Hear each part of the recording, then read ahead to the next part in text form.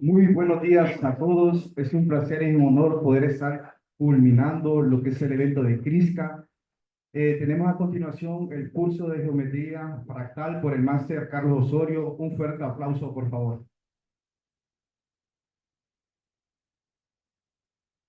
Bien, buenos días.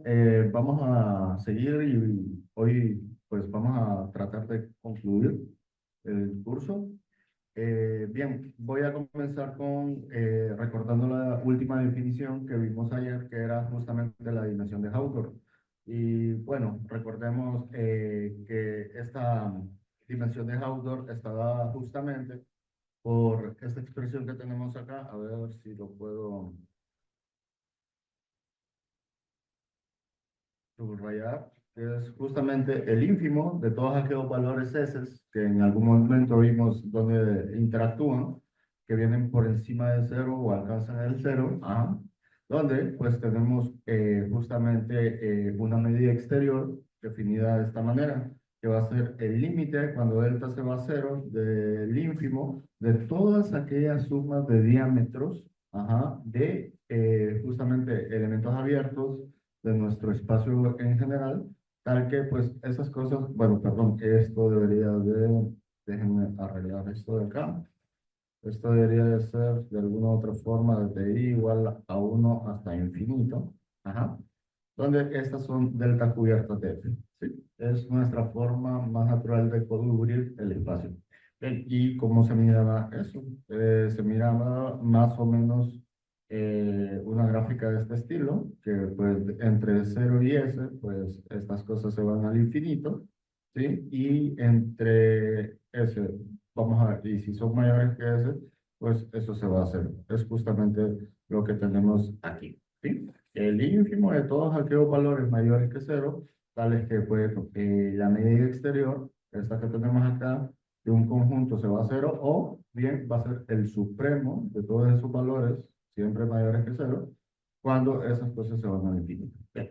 Entonces, para ir aterrizando la idea, volvemos a nuestro ejemplo canónico, que es el triángulo de Sierpinski, con un valor de un medio, ajá, y pues hay que, bueno, ahorita se los muestro.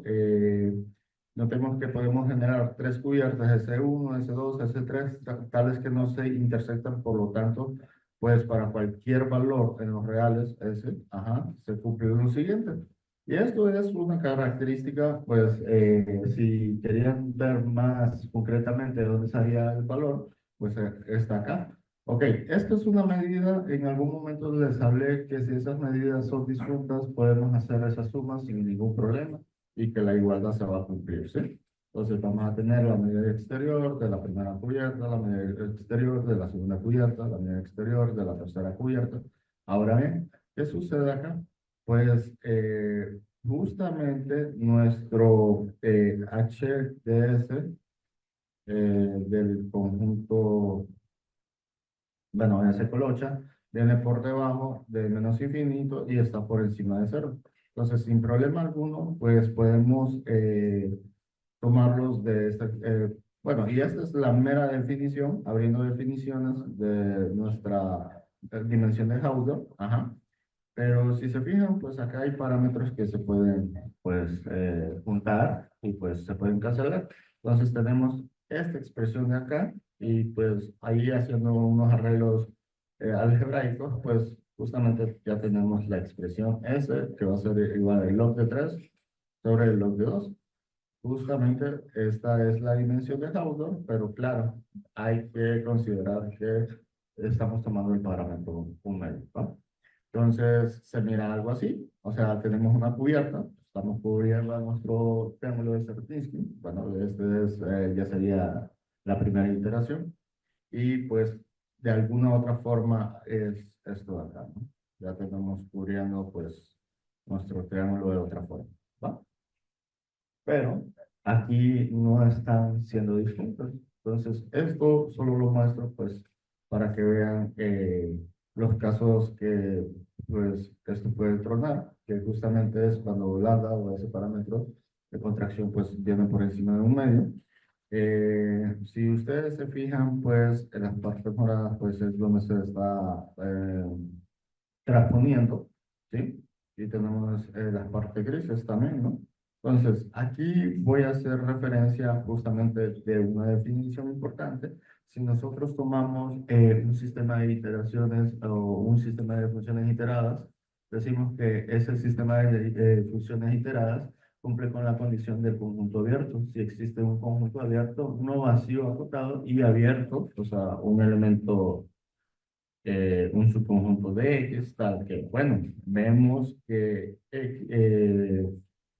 la unión finita desde I igual a 1 hasta N de las funciones iteradas de este conjunto, pues es invariante, ¿sí? Es decir, que pues cumple esta propiedad.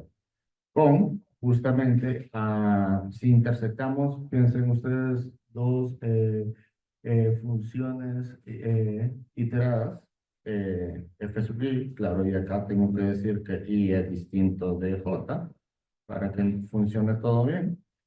Entonces, ¿qué es lo que está diciendo? Está compartiendo cosas. Es este detalle de acá. O sea, este detalle de acá. Piensen que, por ejemplo, esta esquinita de acá, no sé, qué sé yo, este es F1 y este es F2. Entonces, si hacemos la intersección entre esos dos conjuntos, pues comparten esta esquinita de acá, ¿va? Entonces, justamente eso es lo que me estaba queriendo decir esta propiedad, ¿sí? Van a ser distintos del vacío. Ahora bien, los casos solo se los muestro de esta forma. Este es el caso que hemos venido viendo y pues es el que les presento ya con el ejemplo de la dimensión de Hauto, que es cuando lambda es igual a 1/2. Cuando ese parámetro se va por encima, pues estamos viendo esos traslapes que justamente ahí estamos rompiendo una condición de la fractalidad, ¿sí? Y otra, pues, es cuando el parámetro viene por debajo de 1/2. ¿Qué pasa acá?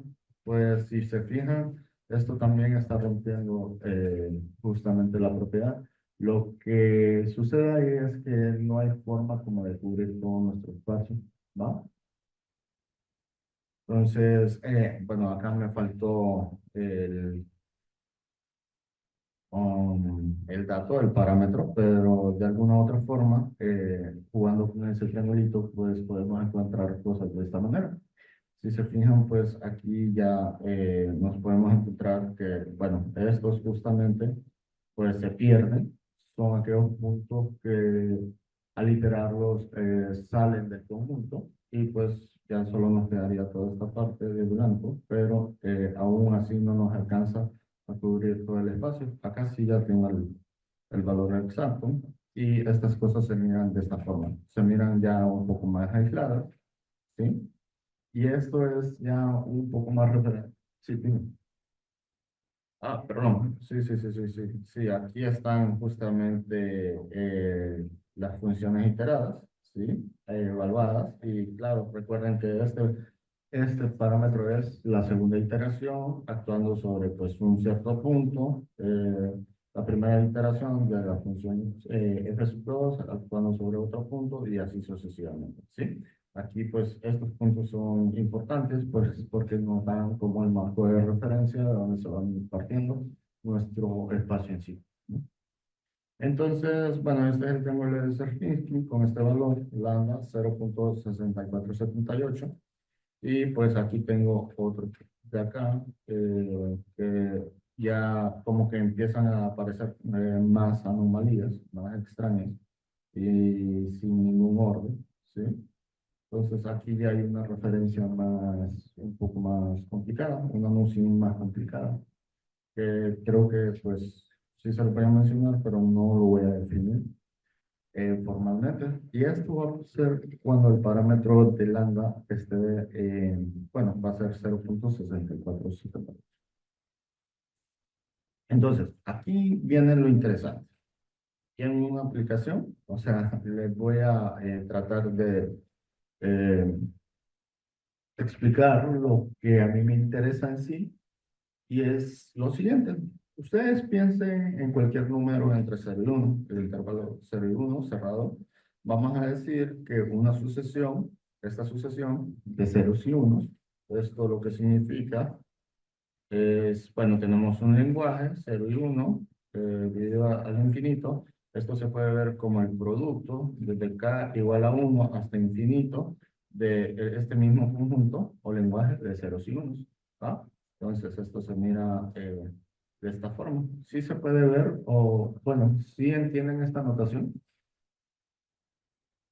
Son pues como vectores nada más que cada coordenada 0, 0, 0, 1, 0, 1, 0, 1 y va alternado, ¿va? O pues es algo de este estilo. 0, 1, 0, 0, 1, 1, perdón, 0, 1, 1, 0, 1, 1, 0, 0, 0, 0, 0, 1 y así infinitas veces. ¿Va? Ese conjunto en sí. ¿Sí? Entonces, vamos a decir, bueno, y esta es la que conocemos, una expansión binaria de x y x, lo podemos hacer una proyección, esta función se llama proyección de esta sucesión, y lo que hace es mandarla a esta suma, la suma desde k igual a 1 hasta infinito de cada, bueno, y x sub k pertenece a este conjunto, o es 0, 1, ¿sí? Sobre 2 a la k, ¿va? Entonces, esta función sin problema, ve, esta suma sin problema converge, no hay problema. Entonces, no hay problema en trabajar con eso. Y bueno, esta es la función proyección, así le vamos a llamar, o así se le llama usualmente. Ahora bien, es esto de acá. Entonces, o sea, pensándolo como ya una función, los x módulo 1, o justamente pueden pensarlo como, déjenme Déjenme ponérselos así.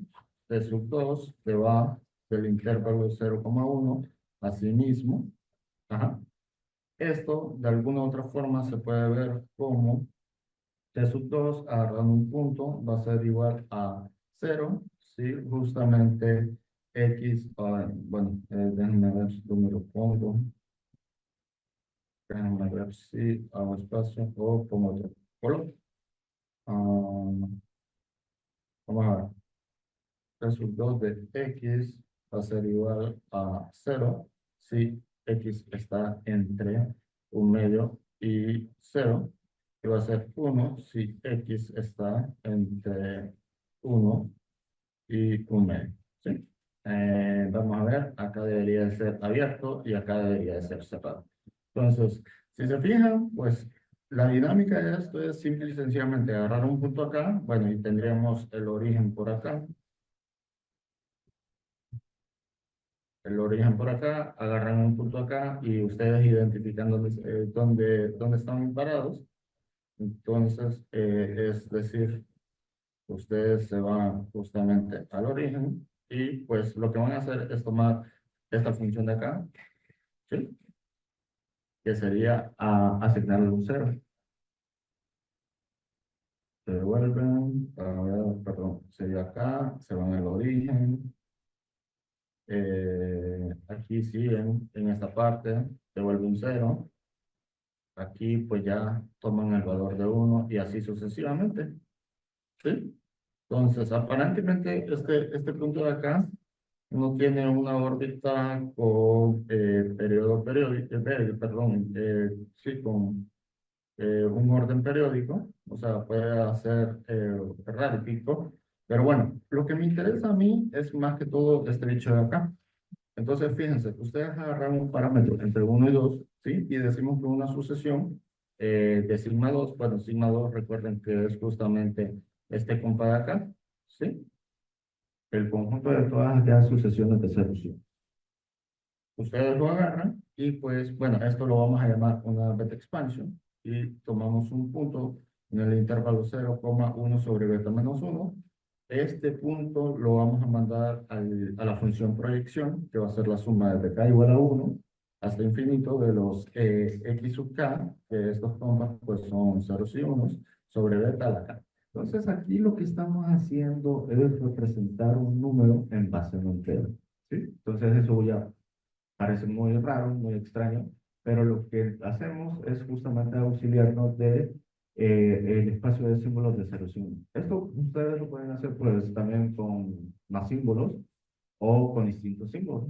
O pueden tomar pues los símbolos, no sé, X, círculo, triángulo, y cuadrado, que representa pues lo de la play. O sea, ustedes pueden jugar con eso o pueden poner pues, qué sé yo, pues un Pac-Man, ¿no? La carita de un Pac-Man, un fantasmita, y un fantasmita tratando de abrir una puerta. O sea, pueden jugar con eso sin problema. Entonces, un ejemplo, piénsenlo así. Supongamos una sucesión, la uno 1 y ceros infinitos. ¿Sí? Es una beta expansión de el número uno para alguna beta que está entre uno y 2.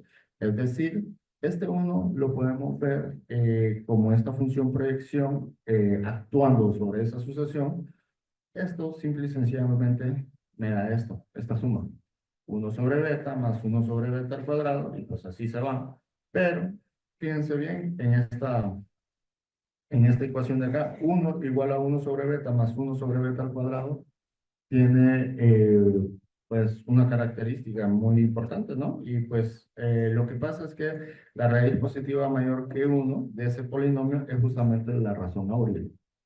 Es justamente la razón áurea que la tenemos acá. Y pues es donde se obtiene justamente esta sucesión y es una expansión de uno o una representación de uno. Ok. Vale mencionar que este compa de acá, la representación de un número en base 2 solo puede tener o una representación o dos representaciones. ¿Cuándo tiene dos representaciones? Cuando hablamos de los racionales diarios o un conjunto numerable de elementos en el intervalo 0,1, unas que terminan con puros ceros y otras que terminan con puros unos. Las que tienen únicas son aquellos que pues no tienen una forma, bueno, son una cantidad no numerable, así lo voy a dejar. Ahora bien, hago referencia a esto porque, bueno, este es un buen ejemplo para entender qué es lo que está pasando acá. ¿Cómo yo genero o cómo yo recupero, pues, las órbitas de este punto? Pues yo tengo una transformación en específico, que es esta de acá, es T sub beta, la voy a llamar, que vale el intervalo I sub B, B y sub betas sobre sí mismo, y lo que hace es devolverme beta por X, si justamente X está entre 0 sobre 1 sobre beta, y beta por X menos 1 si X está sobre 1 sobre beta, 1 sobre beta menos 1, ¿sí? Si ustedes, bueno, si fijamos un beta entre 1 y 2 y dado un X, que pues está en nuestro intervalo, recuerden que nuestro intervalo es este compita de acá. Ajá. Sí, vamos a definir que para cada K natural, le vamos a dar un itinerario, ¿sí? Vamos a ponerle, le vamos a asignar un cero o un 1. Cada vez que estamos iterando nuestra función, le aplicamos un cero o un 1. Por ahí alguien me preguntó que con el triángulo de Sierpinski se veía que le podíamos representar ceros y unos, es justamente esta maquinita que tenemos acá. Entonces, estas cosas se puede ver de esta forma. Aquí ya hay cosas un poco más extrañas.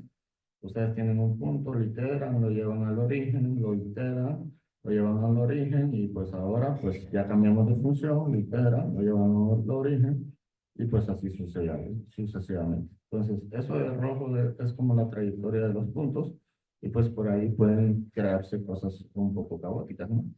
Bien, tengan en mente que ya tenemos una representación del uno en base no entera, con beta como razón áurea. Pero les voy a presentar otra representación, que es la casi ambiciosa del uno. Esto va de esta manera. Vamos a definir ahora una representación justamente en base beta a una sucesión de esta forma, que van a ser los alfa sub de k actuando sobre nuestro parámetro beta. Esta está determinada justamente por eso. Si es infinita, pues no le hace nada, ¿va? Pero si es finita, lo que hacemos es que al último dígito se lo quitamos o se lo cambiamos y le volvemos a pegar infinitas veces la sucesión que ya tenemos, que es esto de acá. Y así, pues, en esta sucesión, pensándolo bien, fíjense, vamos a recordar la de la casi, la ambiciosa, que es esta de acá, es uno 1 y ceros infinitos, ¿sí? Ahora la cuasi ambiciosa, como lo estamos definiendo, ahora va a ser quitarle pues la parte, la cola, o sí, la cola del último, y va a ser 1, 0, infinitas veces. ¿Por qué? Porque era finita. Entonces, si se fijan, ya tenemos una segunda representación para el número 1, ¿sí? Voy a definir esto rápidamente, solo voy a decir que el espacio X sub beta va a ser el conjunto de todas aquellas sucesiones de ceros y unos, tal que están en este espacio, que este es el conjunto de todos, o sea, los ceros y unos, ¿sí? Tal es que esta expansión es ambiciosa, o sea, es admisible. Cumple con la propiedad que tenemos arriba de X, pero claro, aquí ya estoy restringiendo más nuestro dominio, ya no es I sub Q o I sub beta, perdón, sino que X va a estar entre 0 y 1. Y eso pasa justamente por una cuestión que había platicado, que era el atractor. Y vamos a tomar también los puntos de adherencia para tomar los cerrados de este conjunto, porque es una condición que pedimos desde el principio. Ahora bien, pues sí, acá lo tenemos, ¿no? Denota la cerradura del conjunto de las sigmas 2. Entonces, se ha demostrado que justamente estas sucesiones, viviendo en este espacio, cumplen una peculiaridad. Este es el orden lexicográfico, pues ya se los voy a demostrar, ya se los voy a definir como tal, y esto va a cumplir para cualquier valor natural. Va. Entonces, tengo una segunda transformación, a esta le vamos a llamar la beta perezosa. Ok, ¿por qué los nombres curiosos? La ambiciosa es porque cada que tiene oportunidad toma el dígito más alto. ¿Cuál es ese? El 1. Y esta es la perezosa, cada que tiene la oportunidad pues va a tomar el dígito más bajo, es el 0. ¿Sí? Entonces, esta función, pues, es simple y sencillamente esto que veo acá, es la transformación L sub beta que va de I sub beta a sí mismo, ajá, y casi como que tiene una referencia a la transformación ambiciosa. Bueno, vamos a tomarlo así. Tomamos un punto entre I sub Q. Lo que va a devolver es beta por X si X está entre 0 y 1 sobre beta por beta menos 1. Y me va a devolver beta por X menos 1 si X está entre 1 sobre beta por beta menos 1, 1 sobre beta. ¿Va? Este es el extremo y el 0. Estos son los dos extremos que tenemos. 0 y 1 sobre beta. Si ustedes toman esos puntos de extremo, pues las sucesiones son naturales. Va a ser la sucesión de puros ceros y al lado derecho va a ser la sucesión de puros unos. ¿Va? Entonces, este es su itinerario, me va a devolver 0. Si justamente la caídésima iteración de esa transformación cae en esta partecita de acá, nos va a devolver 1 si la caídésima iteración de L pues cae en esta parte de acá. Bien. Entonces, bueno, esto pues es la construcción del itinerario, solo es para que pues vayan pensando cómo funciona y tener propiedades como esta, para que nos ayuden a ver cómo funciona. Pero bueno, lo interesante es que aquí ya, si volvemos a retomar una representación del 1, claro, con un beta que está entre 1 y 2, ajá, y la tomamos como esta sucesión, 0, unos infinitos, que se mira de esta forma, es la suma de esta forma, según la definición. Tenemos esta de acá. Jugando un poquito algebraicamente, pues llegamos a esta expresión de acá. 1 va a ser igual a esto de acá, pero si se fijan, esto de acá es justamente esta expresión de acá, esta ecuación, y buscando la solución de eso, positiva, claro, volvemos a llegar que la raíz positiva de esto es la razón áurea. Entonces, aquí es ya donde empieza el meollo del asunto, ¿ok? Oye, te doy el número 1 y te estoy diciendo que en base a razón áurea ya tenemos 3 representaciones para mí. Entonces, ahí ya cambia drásticamente las reglas del juego o a comparación justamente con las transformaciones binarias, ¿no? Entonces, esta es como se mira la transformación ambiciosa y pues acá yo les dejo esta referencia que todas las posibles expansiones del 1 en base razonable son de la forma, de esta manera de acá y esta manera de acá, para toda m en los naturales. Pero m, pues, esto es infinito, entonces lo que me está diciendo es que tenemos una cantidad infinita de representaciones del 1, ¿sí? En base razón a 1.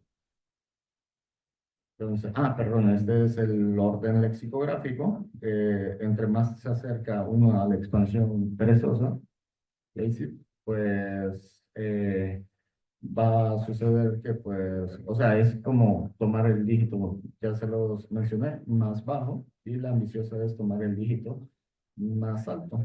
Por eso ambicioso y pues perezoso. O pues más así, un poco más formal.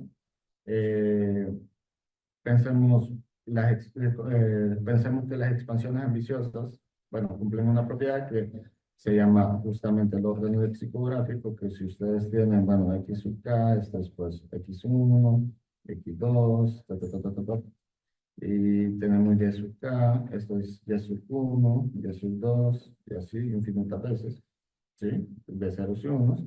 Entonces va a cumplir con esto si justamente existe una cierta J, donde X sub J viene por debajo de Y sub J, ¿sí?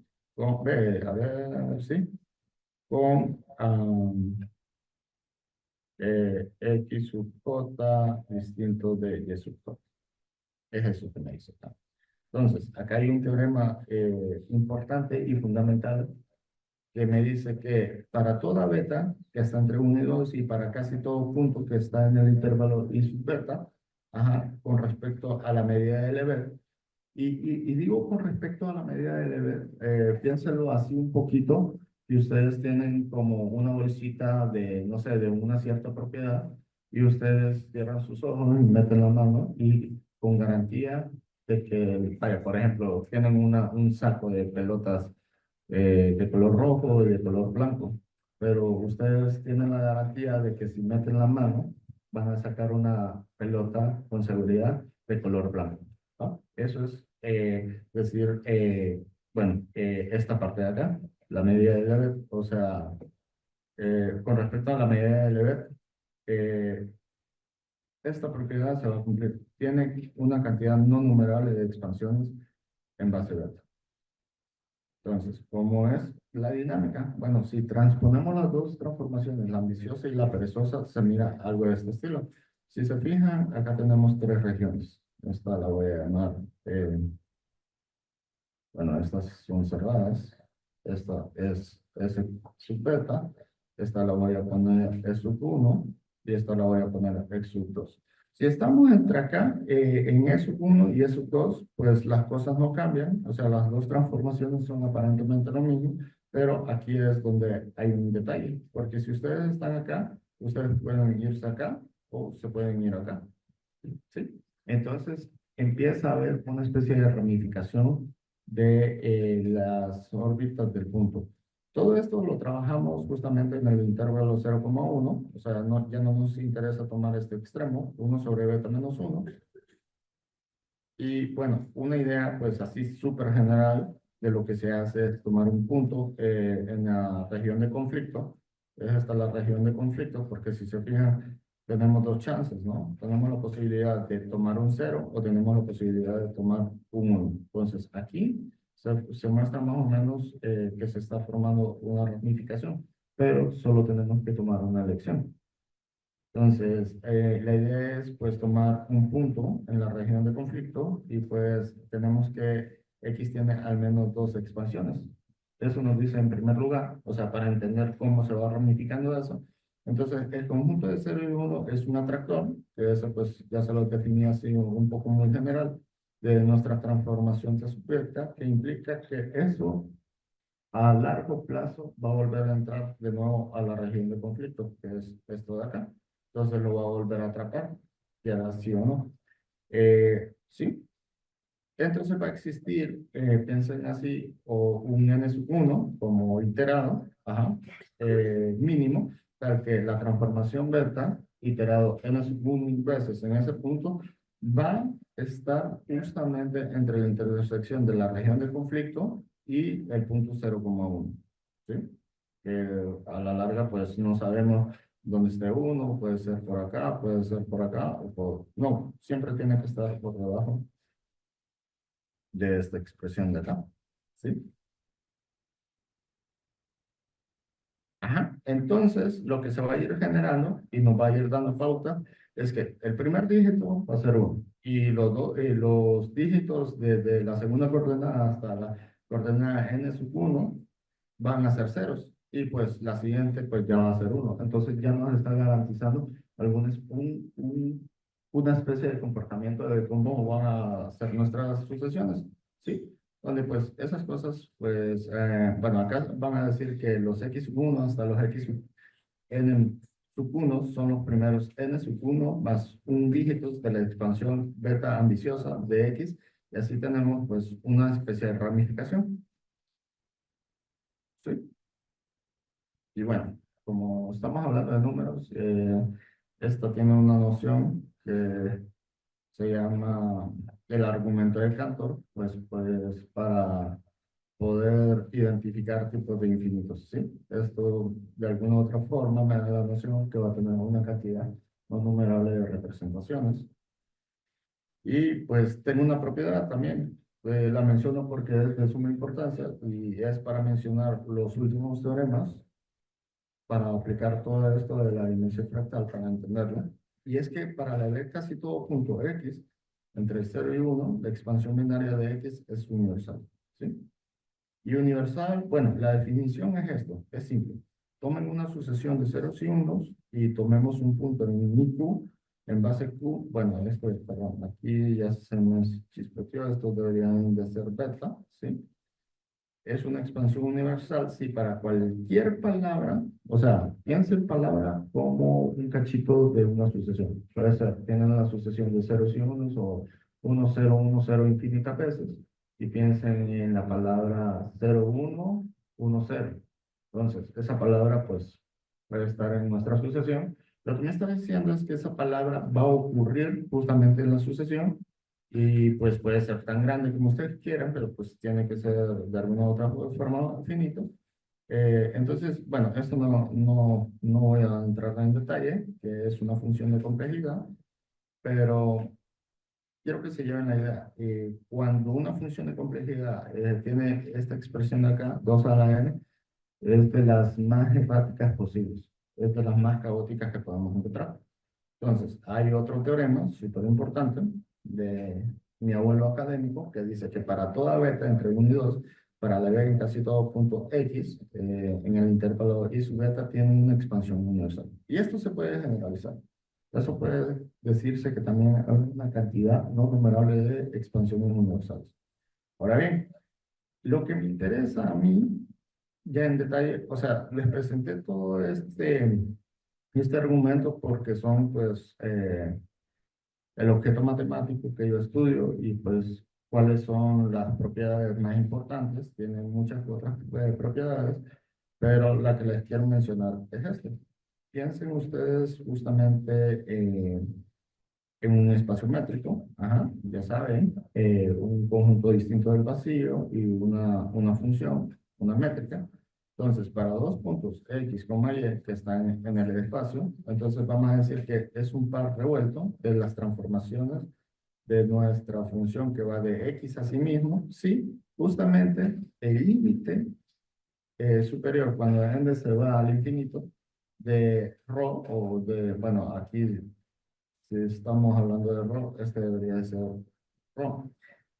Si la función actuando sobre el punto x n veces y la distancia de la función actuando sobre y n veces tiene que ser estricto que cero y el límite inferior de rho, de la distancia rho de f actuando sobre x n veces con el punto f actuando sobre y n veces tiene que ser cero. Entonces, es algo de esta naturaleza. Piensen a x por acá, piensen a y por acá, tienen una dinámica, no sé, y en el infinito como que se van acercando, como que pues son una pareja, se enojan y todo, pero vuelven a regresar y se contentan y pues así se van, ¿no? Entonces, esto es como la noción de justamente un par revuelto, ¿sí? Acá hay una definición que si nosotros tomamos un subconjunto de nuestro espacio que contiene al menos dos puntos, es un conjunto de F, si para cualesquiera dos puntos X y Y de S. Y claro, estos dos puntos son distintos, entonces este par es un par revuelto de F. Y si un conjunto revuelto de S para F es no numerable, decimos que F tiene justamente la propiedad de ser caótico en el sentido de Lee. ¿Cuál es el caos de Lee? Imagínense dos puntos, ¿sí? Y imagínense sus trayectorias con periodo 3. Entonces, esto me va a decir que a la larga, tendiendo al infinito, estos dos puntos van a arrastrar caos. Eso es lo que me está diciendo, ¿sí? Es esa noción.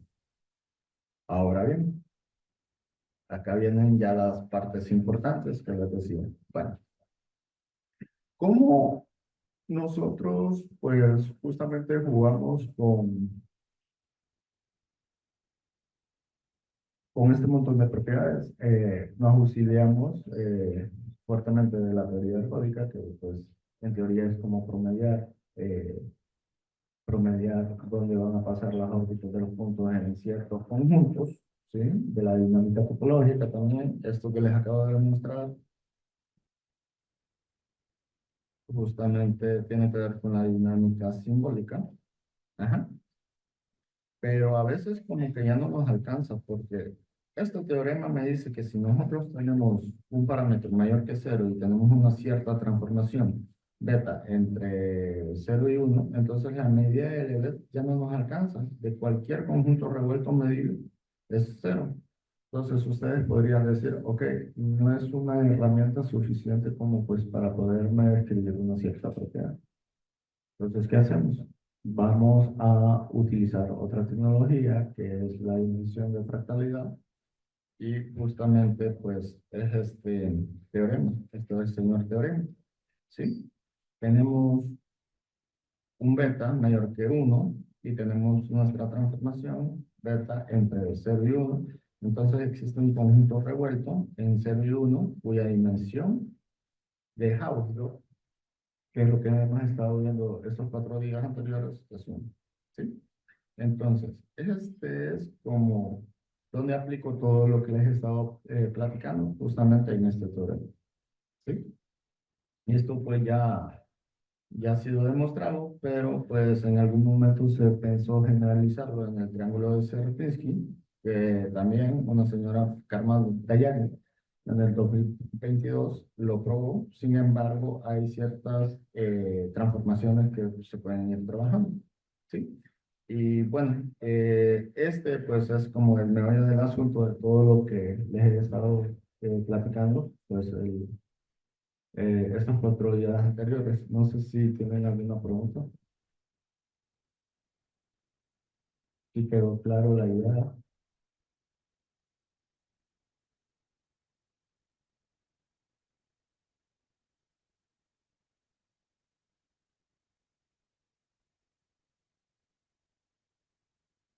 ¿No hay preguntas? Bueno, yo creo que entonces hasta acá la vamos a dejar. Sí, muchas gracias.